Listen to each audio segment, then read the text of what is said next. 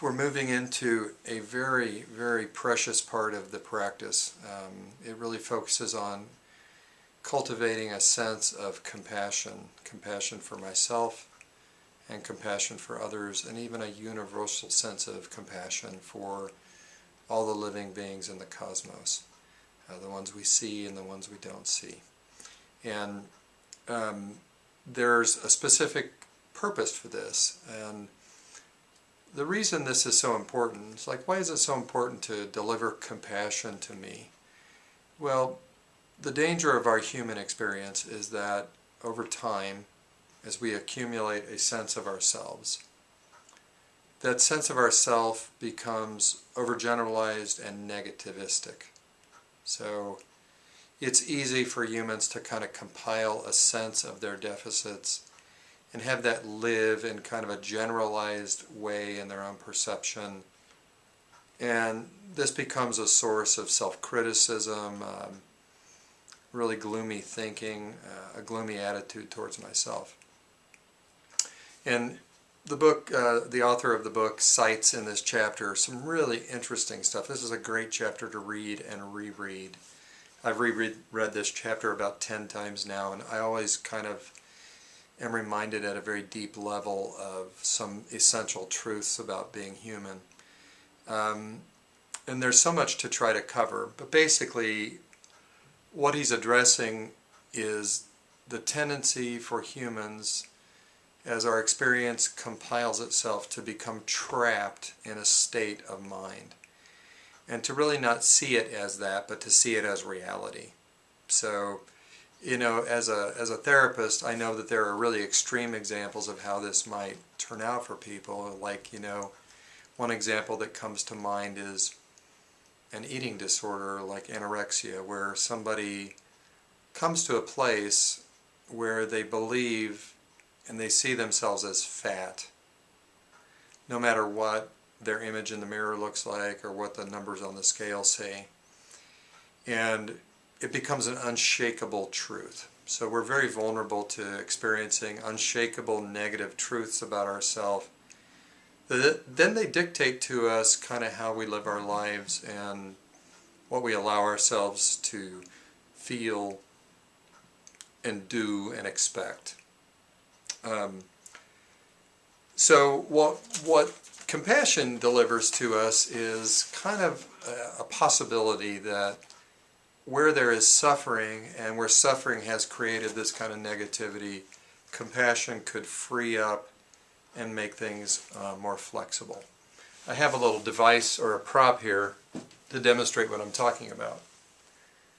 This is a little miniature world inside of a glass ball, and I'll show it to you real close. So this world could be a representation of this being trapped in my mind kind of quality.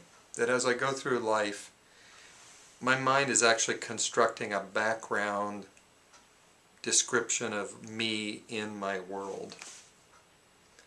And that description could be really positive and healthy, which is what we call a healthy, positive person, or it could become really a gloomy trap. And if that's how I perceive things, then that's how it is for me. Now, at the core of that, the way this gets started is something happened. Something happened that was difficult or negative or threatening or rude or hurtful, and that became a meaning about me. And it took on a life of its own.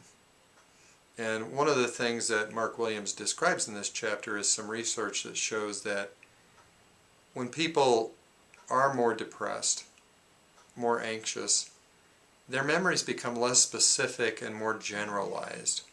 Like, they might say something like, my family never got along. And what they're taking, and then if you ask them for specific examples, they might say, well, I don't know, it just all was this big pile of, it was just a horrible pile of shit, you know, just a horrible experience. Nobody ever liked each other. There was no love, there was no warmth. That's actually more a symptom of that person's state of mind and a person being trapped in a state of mind. There could be some truth to it. There's obviously some hurtful experiences, but they've basically created a general impression that that person is stuck with. Now, if we look inward with compassion, let's say this exists in me and I look inward and I wish myself well, which is essentially what compassion is a positive, loving intention. It's going to run smack into this kind of material. But the hope would be that with enough compassion flowing for enough time, that this world starts to kind of loosen up and unpack itself. And people begin to see into themselves and into their memories. So memories might become more specific. They might actually, so it's actually therapeutic, for example, for a person to sit down and write a biography of themselves from kind of a kind, compassionate point of view. It tells the story with a benevolent, non-judgmental observer as the storyteller. And so for all of us, we are the sum total of this world of memory, and if we have a sense of being trapped in our own perception, compassion is what frees us. And as an old friend of mine once said to me, Mark, if you can park in it, you can unpark. And that's really what a compassionate, kind friend would say to somebody, right? Like if you're doing something and it makes you feel bad, well, you can undo that. You can change course. God allows U-turns. I've heard people say that. So what we're looking for is the change that compassion brings, which isn't really change. It's just a discovery of a different me than this kind of gloomy, trapped me. It's a discovery of more of who I actually am in this world. So this week we're going to do a meditation called a befriending meditation. And the befriending meditation is coupled with the body and breath meditations like the others. So we'll do a body and breath and then the befriending meditation. If you can go off script with the body and breath, like just sit for 5 minutes and kind of just, and then start the befriending meditation when you feel grounded in your body, you can do that. And the befriending meditation is basically going to invite us to, from this grounded place in our body, use our compassion to wish ourselves well. So we're going to use phrases like, may I be happy and healthy. May I be free from suffering and safe. May I have ease of being.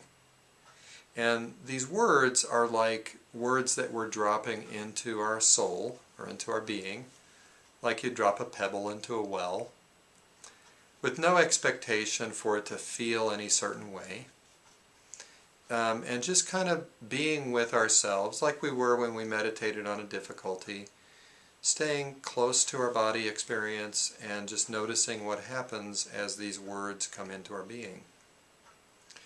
And then we're going to, and it even says in that meditation, like if you have a hard time with that, some people really, I worked with one person one time, when they tried to say that to themselves, they experienced an inner response that says, you don't deserve to live.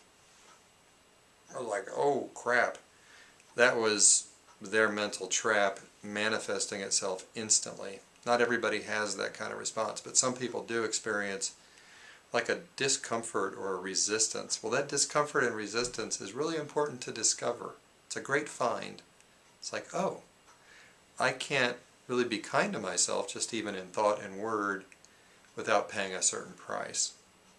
So if you find that, give yourself credit, like you've found out what's going on in the background. That's the beginning step. He says in this meditation, if you have trouble, like if it's too difficult to wish yourself well, then imagine a friend looking at you with kindness saying that, and use their kind of care and concern for you as a starting point, and then try to bring it inside, try to make it your own. And then this meditation on compassion or befriending continues, where we think about somebody we love and we picture them and we wish them the same. May they be safe and free from suffering, happy and healthy as possible, having ease of being. And we just notice how it feels to wish them that. And then we're invited to think of a stranger, somebody we've seen recently, and we wish them the same. And then we're invited to think of somebody that's bugging us, somebody that's gotten under our skin or irritates us. You don't have to pick the worst enemy in your life. Don't start out with Mount Everest, right? Pick somebody that's just getting under your skin some, and hold them with that same intention, and observe how things flow. And then you're done. Then you come back to the body and breath, and you get to finish. And the goal of this meditation is not really to produce any certain feeling. That's so important, especially at the beginning of this process, to just experiment, just be curious, just be interested in what happens inside with each of these movements. Now, some people do notice profound, positive, joyful even responses to this. If you get that, roll with it. And there's even some kind of guidance this week to see how much we can bring compassion into just the flow of our life on an informal level. So it's an opportunity to kind of re-see people, to see them again as people deserving of compassion, and kind of noticing. One of the things that people notice when they become spontaneously more in the flow of compassion is that people around them might soften, they might be more understandable to us, we might start to see that most everybody is just kind of fumbling through life, kind of overwhelmed. And not everybody who looks like they're mean or cold is really trying to do that. They're just stressed out. And compassion gives us a different way to hold people in our awareness. So we're encouraged to experiment with that on an informal basis as we flow through our days. There's so much in the reading. I don't want to try to cover everything in this short video. But I really want to invite you to think about where we've come from here in this process. We started just by learning to pay attention to the present moment, and then to bring that attention into our body, which is who we are. We're right here, just me right here. Bring that attention into my body. And there's a stress reduction if we practice over time. It feels good just to be in this moment. And then we've kind of played with different aspects of the present moment, like our thoughts and our problems. Now we're going to deal with the big one, which is relationship. If you could say any truism about humans, humans want to love and to be loved. That's our basic desire. It's how we're wired. We're social mammals. And it's where most of our joy comes from and our well-being. So this is really nurturing that awareness. Now the other piece that we're really invited to look at this week, and he goes into it in fairly great detail, which is that the presence of automatic negative thinking. And he doesn't cite this, but I once heard somebody say that the acronym for that is ANT. And automatic negative thoughts are kind of like ants in the sense that they can be all over your kitchen, but you don't know where they're coming from. It's kind of hard to track them down. It's just they're everywhere. So many of us experience either phases of our life or whole stretches of our life where our mind just won't stop with the negative commentary. One way we can work with that this week also is and this is really a compassionate tending to myself, because the compassion that I need is really kind of like to be there for myself when my thoughts are hammering me. It's like, oh my God, how can I possibly stand myself? These thoughts that just won't leave me alone. Worry thoughts, negative critical thoughts, thoughts about my body shape, thoughts about my looks, thoughts about my success and my place in society, blah, blah, blah, blah, right? We all have some aspect of that. Compassion can kind of get between me and my thoughts and kind of soften that. Or we can start to see that that thought pattern is automatic and it's a trap only if we kind of live there. So there's a different place to live than the trap my thoughts create for me. It's myself, the compassionate self. So one way we can reinforce that this week is with the 3-minute breathing space. This week we're invited, last week we were invited to have some choices at the end of that process, which was to either go on about our day, to linger in the moment of mindfulness that brings me, and even to tune into the physical pain that I may encounter in my body at the end of a 3-minute breathing space. This week we're invited to, at the end of that breathing space, to kind of observe the nature of thought that's there. And to kind of describe it to myself and be with that description and look at it, again, with a little bit of compassion. Like, maybe I come to the end of my 3-minute breathing space and I look in my thoughts and it's like, oh, there's worries there. So even saying that, just acknowledging there's worries there. Or gloomy. Or thinking won't stop. And we're just invited to describe what's happening there, not to try to change it, but it does change it just to describe it, just to see it as thought. Otherwise it might just be in the background and it might be that trap we're actually living in, that small world where we're contained. Our own thoughts, our own limiting judgments and hang-ups and leftover bad feelings. So again, we'll talk today in group about the agenda for this week, but it's simply to do the meditation once a day, or twice a day, I think actually it is. We're going to do a body and breath and actually I should look to see. We're going to do the body and breath along with the befriending meditation. And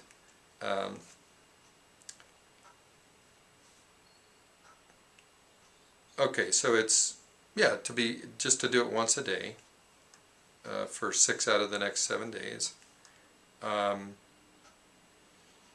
So you can get prepared for that meditation by either using a body and breath meditation or just grounding yourself in your body before you start. Continue with the 3-minute breathing space, do it twice a day, hopefully off book at this point, without the tape, and just tape, that's old-fashioned, right? Without the digital file. And then looking at our thoughts at the end and seeing what's going on there. And then habit releasers this week are very interesting. So one of them is to, this week, do a specific act of kindness to somebody. So do a good-natured deed for someone else. It doesn't have to be anything big. It could be somebody at work, or it could be giving away some stuff that you don't need anymore, doing some recycling.